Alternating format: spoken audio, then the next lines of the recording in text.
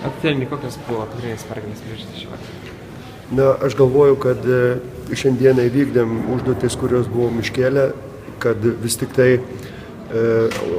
gerai, kad rungtynės laimėsim turbūt, na, vis tiek žaidžiant namie su beveik pilna sudėtim mes neabejojom, bet norėjusi, kad tose rungtynėse žaidėjai, kurie žaidė mažiau, gautų šiandien krūvio, bet ne tik gautų žaidybinį krūvį, bet ir tikrai gerai atliktų darbą, ypatingai gynyboje.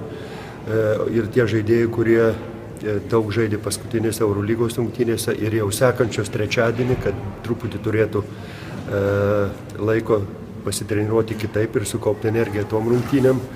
Ir galvoju, šiandieną tos rungtynės visai neblogai pavyko ir visi vyrai buvo aikšteliai tikrai gerai išsikrovę.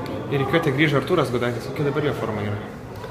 Na, kaip matėm, grįžo, kaip nebūtų praleidęs tų 4 savaičių.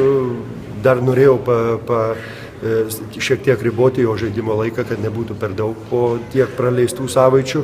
Dėl to gale ir jisai nežaidė, nes atžaidė apie 20 minučių ir jam šiandieną pilnai pakako, bet matėm, kad jisai buvo aktyvus ir rezultatyvus ir aš galvoju svarbiausia, kad nei kiek nesijautė jokių traumos padarinių.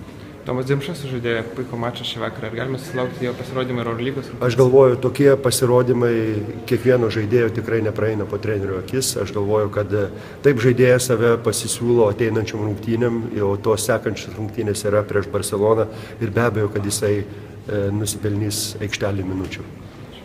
Dėkui.